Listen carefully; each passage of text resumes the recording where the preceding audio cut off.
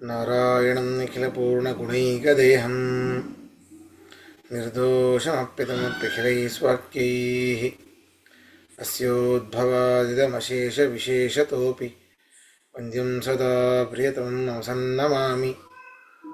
ಕೃಷ್ಣಾಯ ವಾಸುದೇವಾಯ ಹರಯೇ ಪರಮಾತ್ಮನೇ ಪ್ರಣತಃ ಕ್ಲೇಶನಾಶಾಯ ಗೋವಿಂದಾಯ ನಮೋ ನಮಃ. ನಾರಾಯಣಂ ಗುಣೈಃ ಸರ್ವೈರುದೀರ್ಣಂ ದೋಷವರ್ಜಿತಂ ಜ್ಞೇಯಂ ಗಮ್ಯಂ ಗುರುಂಶ್ಚಾಪಿ ನತ್ವಾ ಸೂತ್ರಾರ್ಥಮುಚ್ಯತೆ. ಅಭ್ರಮಂ ಭಂಗರಹಿತಂ ಅಜಡಂ ವಿಮಲಂ ಸದಾ ಆನಂದತೀರ್ಥಮತುಳಂ ಭಜೆ ತಾವತ್ರಯಾವಹಂ. ಪೃಥ್ವೀಮಂಡಲಮಧ್ಯಸ್ಥಾಃ ಪೂರ್ಣಬೋಧಮತಾನುಗಾಃ ವೈಷ್ಣವಾಃ ವಿಷ್ಣುಹೃದಯಾಃ ತಾನ್ ನಮಸ್ತೆ ಗುರುನ್ ಮಮ. ತಪಸ್ವಾಧ್ಯಾಯ ಶುಶ್ರೂಷಾ ಕೃಷ್ಣಪೂಜಾರತಂ ಮುನಿಂ ವಿಶ್ವೇಶಂ ಇಷ್ಟದಂ ವಂದೇ ಪರಿವ್ರಾಟ್ ಚಕ್ರವರ್ತಿನಂ. ಶ್ರೀ ಗುರುಭ್ಯೋ ನಮಃ. ಹರಿ ಓಂ. ಈ ಅಂತಸ್ತತ್ವಾಧಿಕರಣ ಬ್ರಹ್ಮಸೂತ್ರ ಭಾಷ್ಯದ 7ನೇ ಅಧಿಕರಣ ಅದು ನಡೆದಿದೆ. ಆ ಒಂದು ಅಧಿಕರಣದ ಮೊದಲನೇ ಸೂತ್ರವನ್ನು ಪೂರ್ವಾಲೋಚನೆ ಮಾಡೋಣ. ಈ ಸೂತ್ರ ಹೊರಟಿದ್ದೇಕೆ ಅಂತಂದರೆ, ಹಿಂದೆ ಆನಂದಮಯಾಧಿಕರಣದಲ್ಲಿ ಅನ್ಯತ್ರ ಪ್ರಸಿದ್ಧವಾದ ಶಬ್ದಗಳು, ಉಭಯತ್ರ ಪ್ರಸಿದ್ಧವಾದ ಶಬ್ದಗಳು, ಅನ್ಯತ್ರೈವ ಪ್ರಸಿದ್ಧವಾದ ಶಬ್ದಗಳು ಅಂತ ಈ ರೀತಿ ಶಬ್ದಗಳ ಪ್ರಕಾರಗಳೆಲ್ಲ ಇತ್ತು. ಈ ಅಧಿಕರಣದಲ್ಲಿ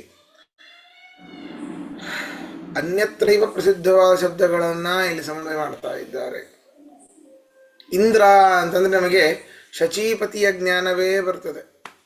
ಐರಾವತವನ್ನು ಐರಾವತದಲ್ಲಿ ಆರೂಢನಾದ ಸ್ವರ್ಗಾಧಿಪತಿಯಾದ ಆ ಇಂದ್ರನ ಒಂದು ಜ್ಞಾನವೇನೇ ಬರುವುದು ನಮಗೆ ಇಲ್ಲ. ಇಂದ್ರ ಶಬ್ದ ಸಮನ್ವಯವನ್ನು ಇಲ್ಲಿ ಮಾಡ್ತಾ ಇದ್ದಾರೆ.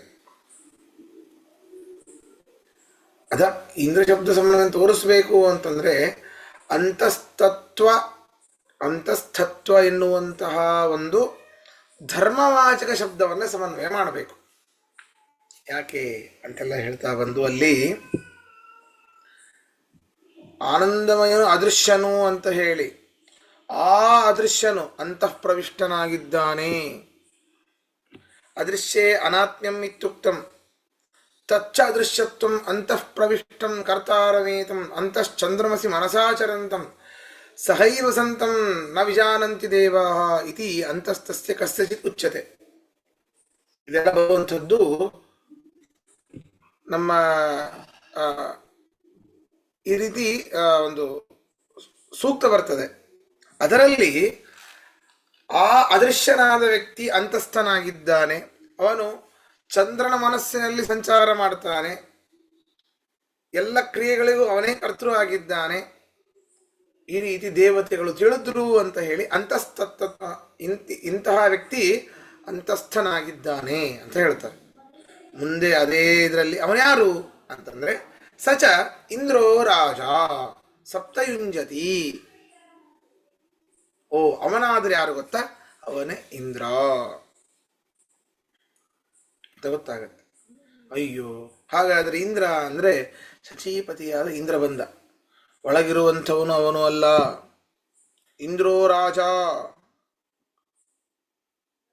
7 ಕುದುರೆಗಳು, ಸಪ್ತಯುಂಜಂತಿ, 7 ಕುದುರೆಗಳುಳ್ಳ ರಥಯೋಜಕ. ಹೀಗೆ ಬೇರೆ ಬೇರೆ ಬೇರೆ ಬೇರೆ. ಇಂದ್ರೋ ರಾಜ ಅಂದ್ರೆ ರಾಜಯತಿ ಇತಿ ರಾಜ, ಹೊಳಿತಾನೆ ಅವನು ರಾಜ ಅಂತ. ಹೀಗೆ ಇಂದ್ರ ಬರ್ತಾನೆ. 7 ಕುದುರೆಯನ್ನು ಕಟ್ಟುಕೊಂಡಿರುವಂತಹ ರಥದಲ್ಲಿ ಕುಳಿತಿರುವಂತಹ ಬೇರೆ ಯಾರೋ ವ್ಯಕ್ತಿ ಬರ್ತಾನೆ. ಹಾಗಾದ್ರೆ ಇಂದ್ರ ಶಬ್ದ ವಾಚ್ಯನಾದ ಪರಮಾತ್ಮನಾಗಲಿಲ್ಲ. ಅಂತಸ್ತತ್ವ ಯಾರು? ಹಾಗಾದ್ರೆ ಆನಂದಮಯ ಯಾರು? ಬೇರೆ ಯಾರೋ ಆದ್ರಲ್ಲ. ಆನಂದಮಯ ಯಾರು ಅಂತಂದಾಗ ಅದೃಶ್ಯ ಅನಾತ್ಮ್ಯ ಅಂತ ಹೇಳ್ಕೊಂಬಂದ್ರು. ಇಲ್ಲಿ ಅದೃಶ್ಯ ಯಾರು ಅಂತ ಹೇಳಿದಾಗ ಮನಸಾಚರಂತಂ ಚಂದ್ರಮಸಿ ಮನಸಾಚರಂತಂ ಅಂತಃಪ್ರವಿಷ್ಟಂ ಕರ್ತಾರಮೇತಂ ಚಂದ್ರಮಸಿ ಮನಸಾಚರಂತಂ ಅದೆಲ್ಲ ಹೇಳ್ತಾ ಬಂದು ಇಂದ್ರೋ ರಾಜ. ಅದೃಶ್ಯನಾದವನು ಯಾರು? ಅಂತಸ್ಥನಾದವನು ಯಾರು? ಇಂದ್ರ. ಅಂತಸ್ಥನಾದವನು ಯಾರು? 7 ಕುದುರೆಗಳುಳ್ಳವ. ಹಾಗಾದರೆ ಆನಂದಮಯ ಯಾರಾದರೂ? ಇಂದ್ರ ಆದ. 7 ಕುದುರೆಗಳುಳ್ಳ ಅನ್ಯ ವ್ಯಕ್ತಿಯಾದ ಪರಮಾತ್ಮನಾಗಲಿಲ್ಲ ಅಂತ ಹೇಳಿದರೆ ಇಲ್ಲ. ನಿಮಗೇನು ಒಳಗಡೆ ಇರೋರು ಯಾರು ಅಂತ ಮುಖ್ಯ ಅಲ್ಲ, ಅದು ಪರಮಾತ್ಮನೇನೆ. ಅದಕ್ಕೆ ಹೇಳಿದ್ದು ಓಂ ಅಂತಸ್ತದ್ಧರ್ಮೋಪದೇಶಾತ್. ಒಳಗಿರುವನು ಪರಮಾತ್ಮನೇನೆ. ಏಕೆಂದರೆ ತದ್ಧರ್ಮೋಪದೇಶಾತ್ ಅಂತಸ್ಥಃ ಸಹ ಏವ ವಿಷ್ಣುರೇವ. ಕುತಃ ತದ್ಧರ್ಮೋಪದೇಶಾತ್. ಆ ವಿಷ್ಣುವಿನಲ್ಲಿಯೇನೇ ಅಂತಸ್ತತ್ವ ಗುಣಗಳೆಲ್ಲ ಇವೆ. ಅಂತಸ್ಥನಾಗ್ಲಿಕ್ಕೆ ವಿಷ್ಣುವೇ ಕಾರಣ. ವಿಷ್ಣುವಲ್ಲಿಯೇ ಈ ಒಂದು ಕ್ವಾಲಿಟಿ ಇರೋದು, ಇನ್ಯಾರಲ್ಲೂ ಇರ್ಲಿಕ್ಕೆ ಸಾಧ್ಯ ಇಲ್ಲ. ಅದಕ್ಕೆ ಹೇಳ್ತಾ ಇದ್ದಾರೆ, ಅಂತಃಸಮುದ್ರೇ ಮನಸಾಚರಂತಂ ಬ್ರಹ್ಮಾನ್ವವಿಂದ ದಶಹೋತಾರ ಮರಣೆ ಸಮುದ್ರೇಂತಃ ಕವಯೋ ವಿಚಕ್ಷತೆ ಮರೀಚೀನಾ ಪದವಿಚ್ಛಂತಿ ವೇದಸಃ. ಈ ರೀತಿಯಾಗಿ ಸಮುದ್ರದ ಮಧ್ಯದಲ್ಲಿ ಮಿತಜ್ಞಾನಿಗಳಾದ ಈ ಜೀವರಿಗೆ ಆಶ್ರಯನಾದ ವ್ಯಕ್ತಿ ಆ ಪರಮಾತ್ಮ. ಮುಕ್ತ ಬ್ರಹ್ಮ, ವೇದಸ ಅಂದರೆ ಮುಕ್ತ ಬ್ರಹ್ಮರು ಅಂತ ಹೇಳಿದ್ದೆ. ವೇದಸರು ಕೂಡ ವಿಶೇಷವಾಗಿ ಹೇಳ್ತಾರೆ, ಇವನು ಬ್ರಹ್ಮಾಂಡವನ್ನು ಸೃಷ್ಟಿ ಮಾಡಿದ. ಈ ಬ್ರಹ್ಮಾಂಡದಲ್ಲಿ ಆ ಅಂತಸ್ಥನು ತನ್ನ ವೀರ್ಯವನ್ನ ಇಟ್ಟ ಅಂತ ಅನೇಕ ಶ್ರುತಿಗಳು ಹೇಳ್ತಾ ಇದೆ. ಬ್ರಹ್ಮಾಂಡ ಹುಟ್ಟಿರುವುದು ಪರಮಾತ್ಮನಿಂದ. ಈ ಅಂತಸ್ಥನು ಅಂತ ಹೇಳ್ತಾ ಇದೆ. ಹಾಗೆ ಅಂತಸ್ಥ ಯಾರು? ವಿಷ್ಣುವೇನೆ. ತದ್ಧರ್ಮೋಪದೇಶ. ಈ ರೀತಿ ಬ್ರಹ್ಮಾಂಡ ಅಂತಸ್ಥನಾದ ವಿಷ್ಣು, ಸಮುದ್ರದಲ್ಲಿ ಅಂತಸ್ಥನಾದ ವಿಷ್ಣು ತನ್ನ ವೀರ್ಯವನ್ನ ಬ್ರಹ್ಮಾಂಡದಲ್ಲಿ ಇಡುವಂಥದ್ದು. ಇವೇ ಮೊದಲಾದ ಅಂತಸ್ಥನು ವಿಷ್ಣುವೇ ಅನ್ನೋದು ಗೊತ್ತಾಗತ್ತೆ. ಅದರಿಂದ ಯಾವಾಗ ಅಂತಸ್ಥನು ವಿಷ್ಣು ಆಗ್ತಾನೋ ಅವನೇ ಆನಂದಮಯ. ಅವನೇ ಹೇಗಿದ್ದಾನೆ? ಕ್ಷೀರ ಸಮುದ್ರಶಾಯಿ. ಕ್ಷೀರ ಸಮುದ್ರದಲ್ಲಿ ಮಲಗಿರುವವನು. ಸಮುದ್ರದಲ್ಲಿ ಅಂತ್ಯದಲ್ಲಿ ಅಲ್ಲ, ಅಂತಹ ಅಂದ್ರೆ ಒಳಗೆ. ಅಂತ್ಯ ಬೇರೆ, ಅಂತಹ ಬೇರೆ ಅಂದ್ರೆ ಒಳಗೆ. ಕ್ಷೀರ ಸಮುದ್ರಶಾಯಿ, ಕ್ಷೀರ ಸಮುದ್ರ ಮಧ್ಯದಲ್ಲಿರುವವನು, ಒಳಗಡೆ ಇರುವವನು. ಅವನ ಒಂದು ರೇಗಸ್ಸನ್ನ, ಅವನೊಂದು ವೀರ್ಯವೇ ಬ್ರಹ್ಮಾಂಡವಾಗಿ ಪರಿವರ್ತನೆ ಆದದ್ದು. ಹೀಗೆ ಎಲ್ಲವನ್ನೂ ಹೇಳ್ತಾ ಬಂದು, ಹಾಗಾದ್ರೆ ಕೊನೆಗೆ ಸಿಗುವಂಥದ್ದು ಯಾವುದು? ಆ ಅಂತಸ್ಥ ಪುರುಷನು ಪರಮಾತ್ಮನೇನೇ ಸಿಗತ್ತೆ. ಇಲ್ಲಿಯ ತನಕ ಆಗಿತ್ತು. ಮುಂದೆ ಅಲ್ಲ, ಮುಂದಿನ ಸೂತ್ರ. ಈಗ ಅಲ್ಲಪ್ಪ, ಅಂತಸ್ಥನಾದವನು ಇಂದ್ರ ಅಲ್ಲ ಅಂತ ಹೇಳಿ ವಿಷ್ಣು ಅಂತ ಹೇಳ್ತಿದ್ದಾರೆ. ಇಂದ್ರ ಅಂತಂದ್ರೆ ವಿಷ್ಣು ಯಾಕಾಗಿರಬಾರದು? ಆ ಶಚೀಪತಿಯೇ ವಿಷ್ಣು ಯಾಕಾಗಿರಬಾರದು ಅಂತಂದ್ರೆ, ಇಂದ್ರಾದಿಗಳಿಂದ ಅಂತಸ್ಥನಿಗೆ ಒಳಗಿರುವಂತಹ ವಿಷ್ಣುವಿಗೆ ಭೇದ ಇದೆ. ಇಂದ್ರನೇ ಬೇರೆ, ಅಂತಸ್ಥನಾದ ವಿಷ್ಣುವೇ ಬೇರೆ. ಏನು ಹೇಳ್ತಾರೆ ಅಂತಂದ್ರೆ, ಭೇದವು ಹೇಳಬೇಕು, ಸೂತ್ರನ ಹೇಳಬೇಕೆಲ್ಲರೂ. ಓಂ ಭೇದವು ವ್ಯಪದೇಶಾಚಾನ್ಯ. ಓಂ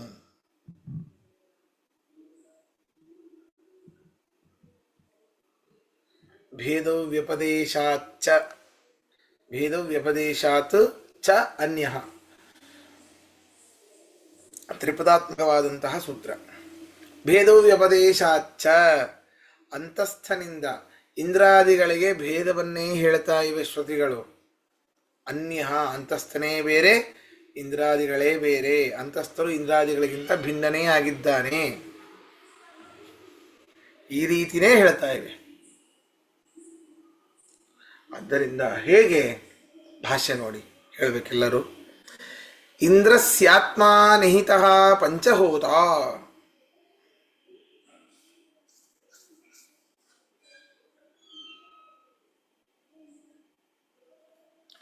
ವಾಯೋರಾತ್ಮಾನಂ ಕವಯೋ ನಿಚಿಕ್ಯು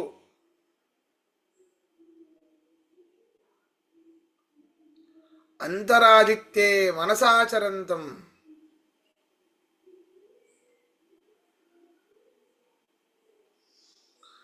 ದೇವಾನಾಂ ಹೃದಯಂ ಬ್ರಹ್ಮಾನ್ವವಿಂದತ್ ಇತ್ಯಾದಿ ಭೇದವ್ಯಪದೇಶಾತ್.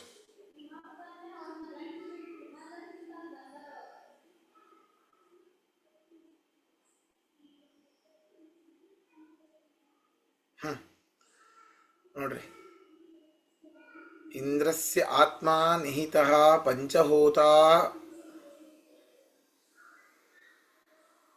ಕವಯ ಅನ್ನೋದು ಮೇಲಿಗೂ ಅನ್ವಯ ಮಾಡ್ಕೊಳ್ಬೇಕದು.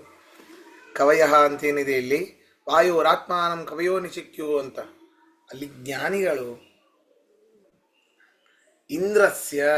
ಇಂದ್ರನಿಗೆ ಆತ್ಮ ಅಂತಂದರೆ ಅಂತರ್ಯಾಮಿಯಾದ ಯಾರೊಬ್ಬರು ಅಂತರ್ಯಾಮಿಯಾದವನು, ನಿಹಿತ ಸಕಲ ಜೀವಾಂತರ್ಯಾಮಿಯಾಗಿರುವವನು ಇಂದ್ರನಲ್ಲಿ ಅಂತರ್ಯಾಮಿಯಾಗಿದ್ದಾನೆ.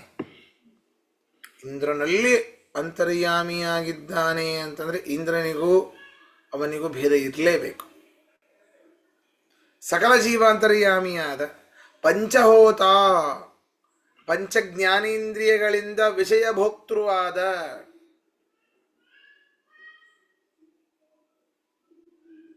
ಅಂತಹ ಪರಮಾತ್ಮನನ್ನ ವಾಯೋ ಆತ್ಮಾನಂ ನಿಚಿಕ್ಯು ವಾಯುವಿನಲ್ಲಿ ಅಂತಃಪ್ರೇರಕನಾದ ಪರಮಾತ್ಮನನ್ನು ನೋಡಿದರು. ನೋಡ್ರಿ, ಸಕಲ ಜೀವಾಂತರ್ಯಾಮಿಯಾದ ಪರಮಾತ್ಮರನ್ನ ಇಂದ್ರನಲ್ಲಿ ನೋಡಿದರು. ಪಂಚ ಜ್ಞಾನೇಂದ್ರಿಯಗಳಿಗೆ ವಿಷಯ ಭೋಕ್ತೃವಾದ ಆ ಪರಮಾತ್ಮನನ್ನ ಆ ಅಂತಃಪ್ರೇರಕ ಪರಮಾತ್ಮನ ವಾಯೋ ನಿಚಿಕ್ಯು ವಾಯುವಿನಲ್ಲಿ ನೋಡಿದರು, ವಾಯುದೇವರಲ್ಲಿ. ಆದಿತ್ಯೇ ಅಂತರ ಮನಸಾಚರಂತಂ ಆ ಸೂರ್ಯನಲ್ಲಿ ಸ್ವೇಚ್ಛೆಯಿಂದ ಅವನ ಒಳಗಡೆ ಓಡಾಡುವಂತಹ ಅಂತರ್ಯಾಮಿಯಾಗಿ ಸ್ವೇಚ್ಛೆಯಿಂದ ಓಡಾಡುವಂತಹ ದೇವಾನಾಂ ಹೃದಯಂ ಬ್ರಹ್ಮಾನವಿಂದತ್ ದೇವತೆಗಳ ಹೃದ್ಗತನಾದ ಆ ಪರಮಾತ್ಮರನ್ನ ಚತುರ್ಮುಖ ನೋಡಿದನು. ವಾಯು ಬೇರೆಯಲ್ಲ, ಚತುರ್ಮುಖ ಬೇರೆಯಲ್ಲ, ಇಬ್ಬರು ಒಬ್ಬರೇ, ಒಂದೇ ಸ್ಥಾನ. ವಾಯುವಿನಲ್ಲಿ ಅಂತಃಪ್ರೇರಕನಾದ ಪರಮಾತ್ಮನನ್ನ ಕವಿಗಳು ನೋಡಿದರು ಅಂತಂದ್ರೆ ವಾಯುದೇವರು ಬ್ರಹ್ಮದೇವರಲ್ಲಿ ಇರುವಂತಹ ಅಂತಃಪ್ರೇರಕನಾದ ಪರಮಾತ್ಮನನ್ನ ಕವಿಗಳು ಜ್ಞಾನಿಗಳು ನೋಡಿದರು.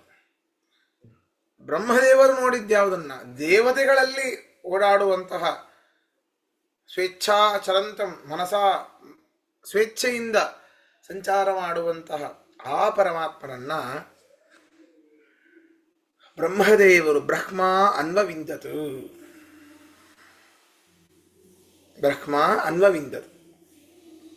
ಆದ್ದರಿಂದ ಬ್ರಹ್ಮದೇವರು ದೇವತೆಗಳಲ್ಲಿ ಇರುವಂತಹ ಹೃದ್ಗತನಾದ ಪರಮಾತ್ಮನನ್ನು ನೋಡಿದರು, ಅರ್ಥಾತ್ ಒಳಗಡೆ ಇರುವ ಪರಮಾತ್ಮನನ್ನು ನೋಡಿದರು. ಸಕಲ ಜೀವ ಅಂತರ್ಯಾಮಿಯಾದ ಪರಮಾತ್ಮನನ್ನ ಕವಿಗಳು ಇಂದ್ರನಲ್ಲಿ ನೋಡಿದರು. ಪಂಚಜ್ಞಾನೇಂದ್ರಿಯಗಳಿಗೆ ವಿಷಯ ಭೋಕ್ತೃನಾದ ಪರಮಾತ್ಮನ ವಾಯುವಿನಲ್ಲಿ ನೋಡಿದರು. ಸ್ವೇಚ್ಛೆಯಿಂದ ಸಂಚಾರ ಮಾಡುವಂತಹ ಪರಮಾತ್ಮನ ಆದಿತ್ಯನಲ್ಲಿ ನೋಡಿದರು ಕವಿಗಳು. ಸಕಲ ದೇವತೆಗಳಲ್ಲಿ ಹೃದ್ಗತನಾದ ಪರಮಾತ್ಮನ ಚತುರ್ಮುಖ ಬ್ರಹ್ಮದೇವರು ನೋಡಿದರು. ಈ ರೀತಿ ಒಳಗಡೆ ಅವರ ಒಳಗಡೆ ಅಂತ ಹೇಳ್ತಾ ಇದ್ದಾರೆ, ಅವರೇ ಅಲ್ಲ. ಹಾಗಾದ್ರೆ ಇಂದ್ರ ಬೇರೇನೆ, ಅಂತಸ್ಥ ಬೇರೇನೆ. ಆದ್ದರಿಂದ ಭೇದವು ವ್ಯಪದೇಶಾತ್, ಭೇದ ಇದ್ದೇ ಇದೆ, ಭೇದ ಇಲ್ಲ ಅಂತ ಹೇಳಿಕ್ಕಾಗೋದಿಲ್ಲ ಅಂತ ಅರ್ಥ. ಪ್ರಶ್ನೆ ಇದ್ರೆ ಕೇಳಿ.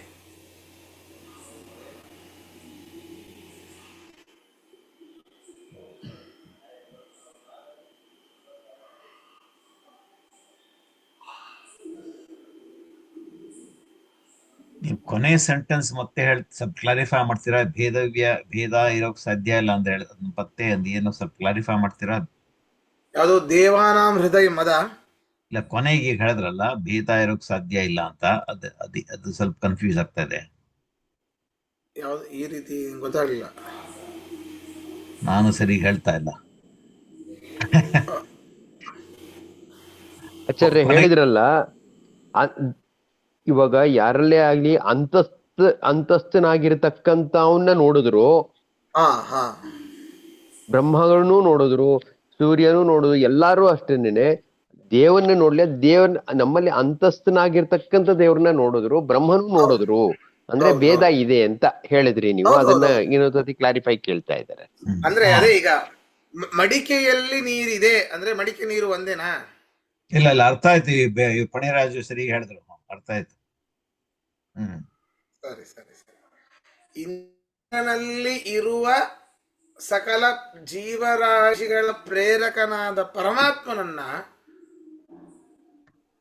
ಜ್ಞಾನಿಗಳು ಕವಯ ನಿಶಕ್ಯು. ಒಟ್ಟಾರೆ ಅವ್ರು ಹೇಳೋದು ಇಂದ್ರಾನೇ ದೇವರು ಅಂತ, ಬ್ರಹ್ಮ ಅದು ತಪ್ಪು ಅಂತ ಅನುಸಂಧಾನ ಅಂತ ಹೌದು ಇದು ಹೌದು ಹೌದು. ಸ್ಪಷ್ಟ ಮಾಡ್ತಾ ಇಲ್ಲಿ ಇದ್ದಾರೆ ಮುಖ್ಯ, ಇದು ಮುಖ್ಯ ಹೊರಟಿದ್ದು ಏನು ಅಂತಂದ್ರೆ, ಹ್ಮ್ ಇಂದ್ರ ಅಂತ ಹೇಳಿದ್ರಿ, ಇಂದ್ರನೇ ಯಾಕೆ ಅಂತಸ್ಥನಾಗಿರಬಾರದು ಹ್ಮ್ ಕರೆಕ್ಟ್. ಅಂತ ಪ್ರಶ್ನೆ. ಅದಕ್ಕೆ ಇಂದ್ರ ಅಂತಸ್ಥನಾಗ್ಲಿಕ್ಕೆ ಸಾಧ್ಯ ಇಲ್ಲ. ಇಂದ್ರನಿಗೂ ಅಂತಸ್ಥನಿಗೂ ಭೇದವೇ ಇದೆ. ಯಾಕೆ ಇಲ್ಲಿ ಹೇಳ್ತಾ ಇದ್ದಾರೆ, ಇಂದ್ರನಲ್ಲಿ ಅಂತಸ್ಥನಾದ ಅಂದ್ರೆ ಸಕಲ ಜೀವಾಂತರ್ಯಾಮಿಯಾದ ಸಕಲ ಜೀವಾಂತಸ್ಥನಾದ ಪರಮಾತ್ಮನನ್ನ ಇಂದ್ರಾಂತಸ್ಥನಾಗಿ ನೋಡಿದರು. ಹಾಗಾದ್ರೆ ಅಂತಸ್ಥನಾದವನು ಬೇರೆನೆ ಇಂದ್ರನಲ್ಲ. ಹಾಗಾದ್ರೆ ಖಂಡನೆ ಅದಕ್ಕೆ ಆಯ್ತು. ಹಾ ಖಂಡನೆ ಹೌದು. ಬರೀ ಅವರು ಇಂದ್ರ ಯಾಕೆ ಅಂತಸ್ಥನಾಗಿರಬಾರದು ಅಂತ ಪ್ರಶ್ನೆ ಕೇಳಿ ಈ ಸೂತ್ರವನ್ನು ಹೊರಡಿಸಿದ್ರು. ನೀವು ಇಂದ್ರ ಅಲ್ಲ, ಸೂರ್ಯನ ತಗೋರಿ, ವಾಯುವನ್ನು ತಗೋರಿ, ಸಕಲ ದೇವತೆಗಳನ್ನು ತಗೋರಿ, ವಾಯು ಯಾಕೆ ಅಂತಸ್ಥನಾಗಿರಬಾರ್ದು ಅಂತ ನೀವು ಪ್ರಶ್ನೆ ಮಾಡಬಹುದು. ಸೂರ್ಯ ಯಾಕೆ ಅಂತಸ್ಥನಾಗಿರಬಾರ್ದು ಅಂತ ಪ್ರಶ್ನೆ ಮಾಡಬಹುದು. ದೇವತೆಗಳೇ ಯಾಕೆ ಅಂತಸ್ಥನಾಗಿರಬಾರದು, ಆಗಬಾರದು ಅಂತ ಪ್ರಶ್ನೆ ಮಾಡಬಹುದು. ಎಲ್ಲದಕ್ಕೂ ನಾವೇ ಉತ್ತರ ಕೊಟ್ಬಿಡ್ತೇವೆ. ಕೇಳಿದ್ದು ಇಂದ್ರ ಒಂದೇ, ನಾವು ಅದಕ್ಕೆ ಕೊಟ್ಟಿದ್ರೆ ಸಾಕಾಗಿತ್ತು. ಆದರೆ ವಾಯುರಾತ್ಮಾನಂ ನಿಚಕ್ಯು, ಪಂಚಭೂತ ಪಂಚ ಜ್ಞಾನೇಂದ್ರಿಯಗಳ ವಿಷಯಭೋಕ್ತೃವಾದ ಆ ಪರಮಾತ್ಮನನ್ನ ವಾಯುವಿನಲ್ಲಿ ಕವಯ ನಿಚಕ್ಯು ನಿಚಿಕ್ಯು ಕವಿಗಳು ನೋಡಿ, ಜ್ಞಾನಿಗಳು ನೋಡಿದರು. ಅರ್ಥಾತ್ ವಾಯು ಮತ್ತೆ ಅಂತಸ್ಥ ಬೇರೆ ಬೇರೆ. ವಾಯುವಿನೇ ಅಂತಸ್ಥ ಅಂತ ಅನ್ಲಿಕ್ಕೆ ಹೋಗಬೇಡಿ. ಪ್ರಶ್ನೆ ಕೇಳದೇನೆ ನಾವು ಪರಿಹಾರ ಮಾಡ್ತಾ ಇದ್ದೇವೆ. ಸೂರ್ಯ ಯಾಕಾಗಿರಬಾರದು? ಇಲ್ಲ, ಆದಿತ್ಯ ಅಂತರ ಮನಸಾಚರಂತಂ, ಆದಿತ್ಯನಲ್ಲಿ ಸ್ವೇಚ್ಛವಾಗಿ ಆದಿತ್ಯ ಅಂತಸ್ಥನಾಗಿ ಮನಸ್ಸಿಗೆ ಬಂದ ಹಾಗೆ ಸಂಚಾರ ಮಾಡುವಂತಹ ಅಂತಸ್ಥ ಬೇರೆ. ಹಾಗಾದ್ರೆ ಆದಿತ್ಯನಲ್ಲೂ ಒಬ್ಬ ಅಂತಸ್ಥನಿದ್ದಾನೆ. ಹಾಗಾದ್ರೆ ಆದಿತ್ಯ ಅಂತಸ್ಥನಾಗ್ಲಿಕ್ಕೆ ಸಾಧ್ಯ ಇಲ್ಲ. ದೇವತೆಗಳು ಯಾಕಾಗಬಾರದು? ದೇವಾನಾಂ ಹೃದಯಂ ಬ್ರಹ್ಮಾನುವಿಂದತ, ದೇವತೆಗಳಲ್ಲಿ ಹೃದ್ಗತನಾದ ಪರಮಾತ್ಮನನ್ನ ಚತುರ್ಮುಖ ನೋಡಿದ, ಚತುರ್ಮುಖ ಬ್ರಹ್ಮದೇವರು ನೋಡಿದರು. ಹಾಗಾದ್ರೆ ದೇವತೆಗಳು ಅಂತಸ್ಥನಾಗ್ಲಿಕ್ಕೆ ಸಾಧ್ಯ ಇಲ್ಲ. ಅದರಿಂದ ಇಷ್ಟು ಭೇದ ಇರಬೇಕಾದ್ರೆ ಅಂತಸ್ಥನಾದವನು ವಿಷ್ಣುವೇನೇ ಅಂತ ಪೂರ್ವ ಪಕ್ಷ ಖಂಡನ. ಧನ್ಯವಾದ. ಗೊತ್ತಾಯ್ತಾ? ಆಯ್ತಾಯ್ತು.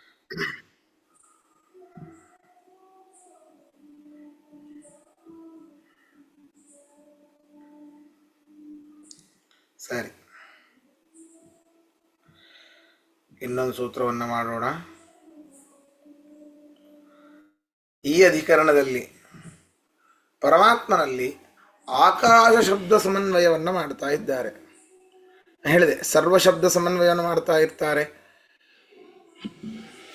ಅನ್ಯತ್ರ ಪ್ರಸಿದ್ಧ, ಅನ್ಯತ್ರಯೋ ಪ್ರಸಿದ್ಧ, ಉಭಯತ್ರ ಪ್ರಸಿದ್ಧ ಅಂತ ಪರಮಾತ್ಮನೇ ಪ್ರಸಿದ್ಧ. ಈ ರೀತಿ ಈಗ ಅನ್ಯತ್ರಯೋ ಪ್ರಸಿದ್ಧವಾದ ಆಕಾಶ ಶಬ್ದ. ಆಕಾಶ ಅಂದ್ರೆ ಏನು? ನಮ್ಮ ನೀಲಿಯಾದ ಸ್ವಚ್ಛವಾದ ಆಕಾಶ, ಸ್ಪೇಸ್ ಅಂದಷ್ಟೇ ಗೊತ್ತು. ಆ ಆಕಾಶ ಶಬ್ದ ವಾಚ್ಯನಾದವನು ಬೇರೆ ಯಾರೋ ಅಲ್ಲ, ವಿಷ್ಣುವೇನೇ ಅಂತ ಸಮನ್ವಯ ಮಾಡ್ತಾ ಇದ್ದಾರೆ. ಅದಕ್ಕೆ ಪೂರ್ವಪಕ್ಷ ಮುಂದೆ ಮಾಡ್ಕೊಳ್ತಾ ಇದ್ದಾರೆ ಇಲ್ಲಿ. ಹೇಗೆ ಅಂತಂದ್ರೆ, ಕೋ ಹೇವಾ ಅನ್ಯ ಎಲ್ಲರೂ ಹೇಳಬೇಕು. ಕೋ ಹೇವಾನ್ಯಾತ್ ಕಃ ಪ್ರಾಣ್ಯಾತ್ ಏಷ ಆಕಾಶ ಆನಂದೋ ನ ಸ್ಯಾತ್ ಇತಿ ಆಕಾಶಸ್ಯ ಆನಂದಮಯತ್ವೇ ಹೇತುಃ ಉಕ್ತಃ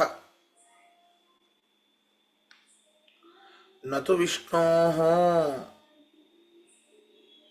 ಇತಿ ನ ಮಂತವ್ಯಂ ಯತಃ ಎಲ್ಲಿ ಹೋದ್ರೂ ಆನಂದಮಯನನ್ನ ಬಿಡೋದಿಲ್ಲ ರೀ. ಬಹಳ ಅದ್ಭುತವಾದ ಅಧಿಕರಣ ಆನಂದಮಯ ಅಧಿಕರಣ. ಬ್ರಹ್ಮ ಯಾಕೆ, ಬ್ರಹ್ಮ ಯಾರು ಅಂತ ಹೇಳಿದಾಗ ಅನ್ನಮಯ ಪ್ರಾಣಮಯ ಮನೋಮಯ ವಿಜ್ಞಾನಮಯ ಆನಂದಮಯೋ ಬ್ರಹ್ಮ ಅಲ್ಲೇ ಹಿಡ್ಕೊಂಡ್ರು. ಆ ಆನಂದಮಯ ಯಾರ್ಯಾರು ಅಂತ ಹೇಳ್ಕೊಂಡು ಬರ್ತಾ ಇದ್ದಾರೆ. ಅಂತಸ್ಥನಾದವನೇ ಆನಂದಮಯ ಅಲ್ಲ, ಅಂತಸ್ಥನಾದವನು ಇಂದ್ರ ಅಂತಿದೆ. ಇಲ್ಲ, ಇಂದ್ರನಲ್ಲಿ ಅಂತಸ್ಥನಾದವನು ಬೇರೆ ಇದ್ದಾನೆ. ಹಾಗಾದ್ರೆ ಅಂತಸ್ಥನಾದವನು ವಿಷ್ಣು ಅಂತಂದ ಮೇಲೆ ಅಂತಸ್ಥನಾದವನು ಆನಂದಮಯನಾಗ್ತಾನೆ, ಆನಂದಮಯನಾದವನು ಬ್ರಹ್ಮನಾಗ್ತಾನೆ, ಬ್ರಹ್ಮನಾದವನನ್ನ ಜಿಜ್ಞಾಸೆ ಮಾಡಬಹುದು ಅಂತ. ಗೊತ್ತಾಯ್ತಾ? ಕನೆಕ್ಷನ್ ಗೊತ್ತಾಯ್ತಾ? ಮೊದಲನೇ ಅಧಿಕರಣಕ್ಕೆ ಕನೆಕ್ಷನ್. ಸರಿನಾ? ಅಲ್ಲಿಗೆ ಹೋಗ್ಬೇಕು ಮತ್ತೆ. ಇಲ್ಲೂ ಅಷ್ಟೇ ಅದನ್ನೇ ಹೇಳ್ತಾ ಇದ್ದಾರೆ. ಕೋ ಹೇವ ಅನ್ಯಾತ್ ಕಃ ಪ್ರಾಣ್ಯಾತ್ ಏಷ ಆಕಾಶೋ ಆನಂದೋ ನ ಸ್ಯಾತ್. ಛಾಂದೋಗ್ಯೋಪನಿಷತ್ತಲ್ಲಿ ಕೇಳುವಂಥದ್ದಿದು. ಈ ಲೋಕಕ್ಕೆ ಗತಿ ಯಾರು ಅಂತ ಪ್ರಶ್ನೆ ಮಾಡಿದಾಗ ಎಲ್ಲರೂ ಹೇಳುತ್ತಾರೆ ಆಕಾಶ. ಆಕಾಶಬ್ದ ವಾಚ್ಯನಾದವನು ಆನಂದಮಯನಾಗಿದ್ದರೆ ಏನಾಗುತ್ತೆ? ಕಫ್ ಪ್ರಾಣ್ಯಾತ್, ಯಾರು ಜೀವಕ, ಜೀವ ಕೊಡುವವನು ಯಾರು? ಕೋಹಿ ಅನ್ಯಾತ್, ಈ ಜಗತ್ತಿನಲ್ಲಿ ಚೇತನಾ ಶಕ್ತಿಯನ್ನು ತುಂಬುವವನು ಯಾರು? ಅಂದ್ರೆ ಆಕಾಶ ಆನಂದ ನ ಸ್ಯಾತ್. ಆಕಾಶವೇ ಯಾಕಾಗಿರಬಾರದು? ಆಕಾಶಸ್ಯ ಆನಂದಮಯತ್ವೇ ಅಲ್ಲ, ಆಕಾಶ ಯಾಕಾಗಿರಬಾರದು? ಎಲ್ಲ ಶಕ್ತಿಯನ್ನು ತುಂಬುವಂಥದ್ದು ಅಂತಂದ್ರೆ ಅದಕ್ಕೆ ಹೇಳ್ತಾ ಇದ್ದಾರೆ ಆಕಾಶಸ್ಯ ಆನಂದಮಯತ್ವೇ ಹೇತುರುಕ್ತಃ.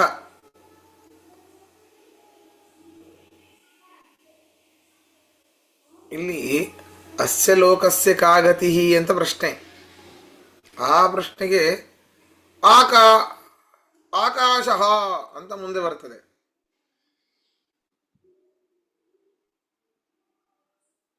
ಆಕಾಶ ಇತ್ತಿ ಹೋವಾಚ ಅಂತ ಪ್ರಶ್ನೆ. ನೋಡ್ರಿ, ಅಸ್ಯ ಲೋಕಸ್ಯ ಕಾಗತಿ ಅಂತ ಪ್ರಶ್ನೆ, ಅದಕ್ಕೆ ಉತ್ತರ ಅದ್ರ ಮುಂದಿನದ್ದಿದೆ ಆಕಾಶ ಇತಿ ಹೋವಾಚ, ಆಕಾಶವೇ ಅಂತ ಬರ್ತದೆ. ಅಲ್ಲ, ಹಾಗಾದ್ರೆ ಆಕಾಶಬ್ದ ವಚನಾದನು ಆನಂದಮಯ ಯಾಕಾಗಿರಬಾರದು? ಹಿಂದಿನ ಎಲ್ಲ ಅವನು ಅನಾತ್ಮೆ ಅನಿಲಯನೇ ಅದೃಶ್ಯ ಅಂತೇಳಿ ಹೇಳ್ಕೊಂಡು ಬಂದಿದ್ದೇವೆ. ಅಂತಂದ್ರೆ ಹಾಗಾದ್ರೆ ಆಕಾಶಬ್ದ ವಾಚ್ಯನಾದವನು ಆನಂದಮಯನಾದ. ಹಾಗಾದ್ರೆ ಈ ಆಕಾಶಬ್ದ ವಿಷ್ಣುವಿನಲ್ಲಿ ಬರೋದಿಲ್ಲಲ್ಲ, ಆದ್ದರಿಂದ ಆನಂದಮಯ ವಿಷ್ಣುವಲ್ಲ. ನದು ವಿಷ್ಣೋ ಇತಿ ನಮಂತವ್ಯಂ. ಹಾಗೆ ಹೇಳ್ಬೇಡ್ರಪ್ಪ, ಆಕಾಶಬ್ದ ವಾಚ್ಯತ್ವವೂ ಕೂಡ ವಿಷ್ಣುವಿನಲ್ಲಿ ಬರ್ತದೆ. ಈಗ ನೋಡಿ, ಹಿಂದಿನ ಅಧಿಕರಣದಲ್ಲಿ ಅಂತಸ್ಥ ಹಿಡ್ಕೊಂಡಿದ್ರು, ಅಂತಸ್ಥನಾದವನು ಆನಂದಮಯ ಅಂತ ಹೇಳ್ತಾ ಇದ್ರು. ಪೂರ್ವಪಕ್ಷ ಏನಿತ್ತು? ಅಂತಸ್ಥನಾದವನು ಇಂದ್ರ ಅಂತ ಇದೆ, ಇಂದ್ರ ಶಬ್ದ ವಾಚ್ಯತ್ವ ವಿಷ್ಣುವಿನಲ್ಲಿ ಇಲ್ಲ, ಆದ್ರಿಂದಾಗಿ ವಿಷ್ಣು ಇಂದ್ರನಾಗ್ಲಿಕ್ಕೆ ಸಾಧ್ಯ ಇಲ್ಲ. ಹೌದಾ? ಆದ್ರಿಂದ ಅವನು ಆನಂದಮಯನಲ್ಲ ಅಂತಂದ್ರೆ ಇಲ್ಲ, ಇಂದ್ರನಲ್ಲೂ ಅಂತಸ್ಥನಾಗಿ ವಿಷ್ಣು ಇದ್ದಾನೆ ಅಂತ ಅದನ್ನ ಹೇಳಿದ್ವಿ. ಅದು ಸರಿ. ಈಗ ಆ ಅಂತಸ್ಥ ಶಬ್ದದ ಸ್ಥಳದಲ್ಲಿ ಆಕಾಶ ಅನ್ನೋ ಶಬ್ದ ಇದೆ. ಯಾರಪ್ಪ ಲೋಕಕ್ಕೆ ಗತಿ ಅಂತ ಕೇಳಿದಾಗ ಆಕಾಶ ಅಂತ ಹೇಳಿದ್ರು. ಓ, ಹಾಗಾದ್ರೆ ಯಾರು ಆಕಾಶಬ್ದ ವಾಚ್ಯರೋ ಅವನೇ ಆನಂದಮಯ. ಹಾಗಾದ್ರೆ ವಿಷ್ಣು ಅಲ್ಲ ಅಂತ ಹೇಳಿದ್ರೆ ಹಾಗೆ ಹೇಳ್ಬೇಡ್ರಿ, ಆಕಾಶಬ್ದ ವಾಚ್ಯನಾದವರು ವಿಷ್ಣುವೇ ಆಗ್ತಾನೆ ಅಂತ ಅಂತ ಹೇಳ್ತಾ ಇದ್ದಾರೆ. ನತು ವಿಷ್ಣೋ ಇತಿ ನಮಂತವ್ಯಂ, ವಿಷ್ಣು ಅಲ್ಲ ಅಂತ ತಿಳಿಬಾರದು. ಯಾಕೆ ಅಂತಂದ್ರೆ ಸೂತ್ರ ಹೊರಡಿಸ್ತಾ ಇದ್ದಾರೆ. ಓಂ ಆಕಾಶಸ್ಥಲ್ಲಿಂಗಾತ್ ಓಂ ಹೇಳಬೇಕೆಲ್ಲರಿಗೂ. ಓಂ ಆಕಾಶಸ್ಥಲ್ಲಿಂಗಾತ್.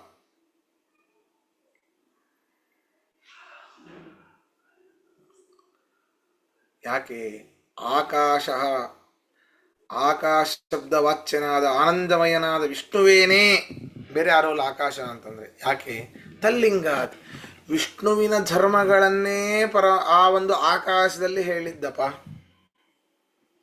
ವಿಷ್ಣುವಿನ ಧರ್ಮಗಳನ್ನೇ ಭಾಷ್ಯವನ್ನು ಹೇಳ್ತಾ ಇದ್ದಾರೆ. ಅಸ್ಯ ಲೋಕಸ್ಯ ಕಾಗತಿ ಹೇಳಬೇಕು. ಇತ್ಯಾಕಾಶ ಇತಿ ಹೋವಾಚ ಇತ್ಯತ್ರ ಭೂತಾಕಾಶಸ್ಯ ಪ್ರಾಪ್ತಿ ನ ಚ ಅಸೌ ಯುಜ್ಯತೆ ಕಿಂತು ವಿಷ್ಣುರೇವ ಸ ಏಷ ಪರೋ ವರೀಯಾನ್ ಉದ್ಗೀತಃ ಸ ಏಷೋ ಅನಂತಃ ಇತ್ಯಾದಿ ತಲ್ಲಿಂಗಾತ್. ಇಲ್ಲಿ ತನಕ ಸಾಕು. ಈ ಲೋಕಕ್ಕೆ ಯಾರು ಗತಿ ಅಂತ ಪ್ರಶ್ನೆ ಮಾಡಿದಾಗ ಆಕಾಶವೇ ಗತಿ ಅಂತ ಹೇಳಿದರು. ಅಲ್ಲಪ್ಪ, ಆಕಾಶ ಅಂತಂದ್ರೆ ಈ ಪಂಚಭೂತಗಳಿವೆ ಅಲ್ಲ, ಆಕಾಶ, ಗಾಳಿ, ಬೆಂಕಿ, ನೀರು, ಮಣ್ಣು. ಈ ಭೂತಾಕಾಶವೂ ಯಾಕಾಗಬಾರದು ಅಂತಂದ್ರೆ ಇದು ಸರಿಯಲ್ಲ. ಭೂತಾಕಾಶಕ್ಕೆ ಅಷ್ಟು ಶಕ್ತಿ ಎಲ್ಲಿದೆ? ಈ ಲೋಕಕ್ಕೆ ಅದೇ ಗತಿಯ? ಭೂತಾಕಾಶ ಪ್ರಾಪ್ತವಾಗತ್ತೆ ಅಂದ್ರೆ ಸರಿಯಾಗುವುದಿಲ್ಲ. ನಯುಜ್ಯತೆ, ಕೂಡುವುದಿಲ್ಲ. ಯಾಕೆ ಅಂದ್ರೆ ವಿಷ್ಣುರೇವ, ವಿಷ್ಣುವೇನೇ ಆಕಾಶಬ್ದ ವಾಚ್ಯ. ಯಾಕೆ ಅಂತಂದ್ರೆ ತಲ್ಲಿಂಗಾತ್, ವಿಷ್ಣುವಿನ ಧರ್ಮಗಳನ್ನೇ ಆಕಾಶದಲ್ಲಿ ಹೇಳಿರೋದಪ್ಪ. ಏನದು? ಸ ಏಷಃ, ಈ ಪ್ರಸಿದ್ಧನಾದ ಪರಮಾತ್ಮನೇನೇ. ಪರೋವರೀಯಾನ್ ಹೇಳೇನೆ, ಪರಶುಕ್ಲತ್ರಯರು ಅಂತ. ಯಾರ್ಯಾರು?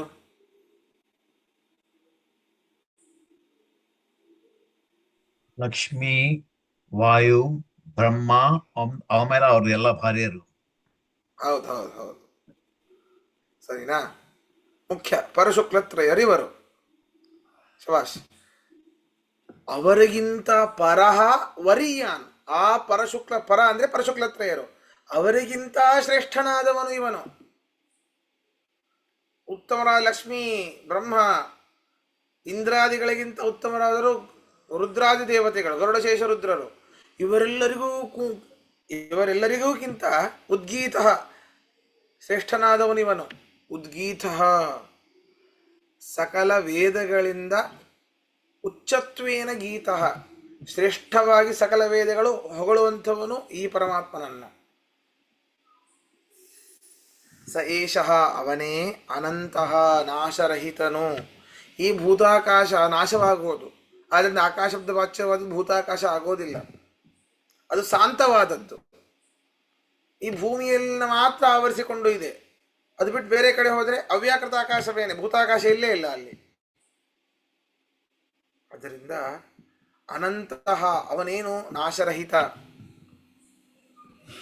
ಇಲ್ಲಿ ಅನಂತಃ ಇತ್ಯಾದಿ ತಲ್ಲಿಂಗಾದ್. ಹೌದು, ಇವೇ ಮೊದಲಾದ ವಿಷ್ಣುವಿನ ಧರ್ಮಗಳನ್ನೇ ಆಕಾಶದಲ್ಲಿ ಹೇಳಿರೋದ್ರಿಂದಾಗಿ ಆ ಆಕಾಶ ಶಬ್ದ ವಾಚ್ಯನಾದವನು ವಿಷ್ಣುವೇನೇ ಆಗ್ತಾನೆ ಹೊರತು ಇನ್ಯಾರೂ ಆಗ್ಲಿಕ್ಕೆ ಸಾಧ್ಯ ಇಲ್ಲ. ಮತ್ತೆ ಹೇಳ್ತಾರೆ ಇಲ್ಲಿ ಮುಂದೆ ನೋಡಿ, ವಿಷ್ಣೋರ್ನುಕಂ ವೀರ್ಯಾಣಿ ಪ್ರವೋಚಂ. ನಾವೆಲ್ಲ ಇದನ್ನೆಲ್ಲ ಹೇಳಿರ್ತೀವಿ ಅನೇಕ ಬಾರಿ. ವಿಷ್ಣೋರ್ನುಕಂ ವೀರ್ಯಾಣಿ ಪ್ರವೋಚಂ ಯಃ ಪಾರ್ಥಿವಾನಿ ವ್ಯೋಮೇರಜಾಂಸಿ. ಈ ಸ್ತೋತ್ರವನ್ನು ಹೇಳಿರ್ತೀವಿ. ಯೋ ಅಸ್ಕಾಬಾ ಯದುತ್ತಾರಂ, ಈ ರೀತಿ ಎಲ್ಲ ಹೇಳಿರ್ತೀವಿ. ಅದರ ಅರ್ಥ ಗೊತ್ತಿಲ್ಲ, ಅದನ್ನ ಹೇಳ್ತಾ ಇದ್ದಾರೆ ಇಲ್ಲಿ. ಅವನು ತನ್ನ ಒಂದು ಯೋಗ ಶಕ್ತಿಯಿಂದ, ಯಾರು ಆ ಪರಮಾತ್ಮ, ಯಃ ಪಾರ್ಥಿವಾನಿ ತನ್ನ ಒಂದು ಯೋಗ ಶಕ್ತಿಯಿಂದ ಭೂ ಸಂಬಂಧಿಯಾದ ಕಣಗಳನ್ನ ಎಣಿಸಬಲ್ಲ. ನೋಡ್ರಿ, ಆಟಮ್ಸ್ ಅನ್ನ ಎಣಿಸುವಂತಹ ಶಕ್ತಿ ಪರಮಾತ್ಮನಿಗೆ ಮಾತ್ರ ಇರೋದು. ಅನಂತಾಹ ಪರಮಾಣವಃ, ಎಷ್ಟಿದೆ ಪರಮಾಣುಗಳು. ಪೃಥ್ವಿ ಪರಮಾಣುಗಳು ಬೇರೆ, ವಾಯುವಿನ ಪರಮಾಣುಗಳು ಬೇರೆ, ತೇಜಸ್ ಪರಮಾಣುಗಳು ಬೇರೆ, ಜಲ ಪರಮಾಣುಗಳು ಬೇರೆ. ಆದರೆ ಎಲ್ಲ ಪರಮಾಣುಗಳನ್ನ ರಜಾಂಸಿ ವಿಮಮೇ ಎಣಿಸಬಲ್ಲ.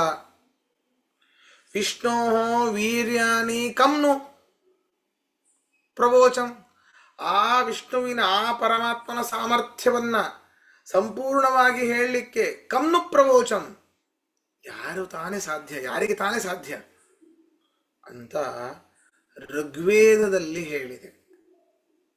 ತನ್ವಾ, ತನ್ನ ಮಿತವಾದ ದೇಹದಿಂದ ಪ್ರಧಾನ ಸಮಸ್ತ ಜಗತ್ತನ್ನ ಆವರಿಸಿದ್ದಾನೆ. ವಿಷ್ಣು ಎಲ್ಲೆಲ್ಲಿದ್ದಾನೆ, ಇಂಥಲ್ಲಿಲ್ಲ ಅಂತ ಹೇಳ್ರಿ ನೋಡೋಣ. ನಮ್ಗೆ ಕಣ್ಣಿಲ್ಲ ಅಷ್ಟೆ, ಸರಿಯಾಗಿ ಅರಿತುಕೊಳ್ಳುವಂತಹ ಬುದ್ಧಿ ನಮಗಿಲ್ಲ. ತನ್ವಾ ಪರೋ ಮಾತ್ರಯ ತನ್ವಾ ವೃಧಾನ. ಯಾವ್ದ್ಯಾವ್ದು ಆಕಾಶ ಅಂತಂದ್ರೆ ಭೂತಾಕಾಶ ಬಿಟ್ಬಿಡ್ರಿ, ಸ್ಪೇಸ್ ಎಲ್ಲೆಲ್ಲಿ ಸ್ಥಳ ಇದೆನೋ ಅಲ್ಲಿ ಅದು ಅಲ್ಲ ಆಕಾಶ. ನಮ್ಮ ಕಿವಿ ಒಳಗಡೆ ಸ್ಥಳ ಇದೆ, ಅದು ಆಕಾಶ. ಹೊಟ್ಟೆ ಒಳಗಡೆ ಸ್ಥಳ ಇದೆ, ಅದು ಆಕಾಶ. ಬಾಯಲ್ಲಿ ಜಾಗ ಇದೆ, ಸ್ಪೇಸ್, ಖಾಲಿ ಜಾಗ, ಅದನ್ನ ಆಕಾಶ ಅಂತ ಕರಿತೇವೆ. ಆಕಾಶ ಬೇರೆ ಯಾರು ಅಲ್ಲ, ಅದು ಪರಮಾತ್ಮ ಅಂತ ನಾವೀಗ ಇಲ್ಲಿ ಹೇಳ್ತಾ ಇದ್ದೇವೆ. ತನ್ವಾ ವೃಧಾನ, ತನ್ನ ಮಿತವಾದ ಶರೀರದಿಂದಾಗಿ ಸಮಸ್ತ ಜಗತ್ತನ್ನೇ ವ್ಯಾಪಿಸಿದ್ದಾನೆ. ಮಿತವಾದ ಶರೀರ ಹೇಗೆ? ಅಣೋರಣೀಯಾನ್ ಮಹತೋ ಮಹೀಯಾನ್, ಅಣುವಿಗಿಂತಲೂ ಅಣುವಾಗಿದ್ದಾನೆ ಪರಮಾತ್ಮ, ಮಹತ್ವಗಿಂತಲೂ ಮಹತ್ತಾಗಿದ್ದಾನೆ ಪರಮಾತ್ಮ. ಈ ರೀತಿ ಈ ಪರಮಾತ್ಮನ ಒಂದು ಲಿಂಗಗಳನ್ನು ಆಕಾಶದಲ್ಲಿ ಹೇಳಿದ. ಆಕಾಶ ಅಂದ್ರೆ ಏನು? ಸ್ಥಳ.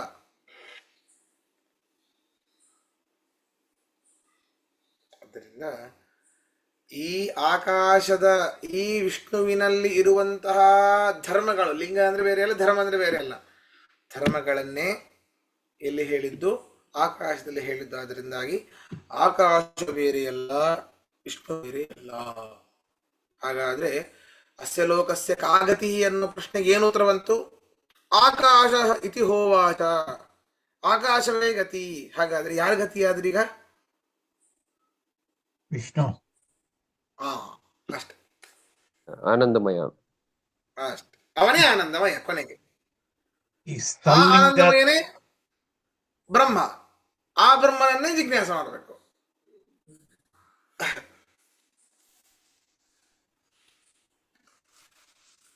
ಮತ್ತೆ ಓಂ ಅಥಾತೋ ಹೋದ್ವಿ. ಇದು ಸ್ಥಳಲಿಂಗದ್ದು ಮೀನಿಂಗ್ ಏನು? ತಲ್ಲಿಂಗಾತ್ ಅಂದ್ರೆ ತಸ್ಯ ಲಿಂಗಾತ್, ಲಿಂಗ ಅಂತ ಧರ್ಮ, ಆ ವಿಷ್ಣುವಿನ ಧರ್ಮಗಳನ್ನೇ ಆಕಾಶದಲ್ಲಿ ಹೇಳಿದ್ದು ಅಂತ. ಆಯ್ತು. ಸರಿ, ಹಾಗಾದ್ರೆ ಇವತ್ತಿನ ಪಾಠ ಮುಗಿಸೋಣ.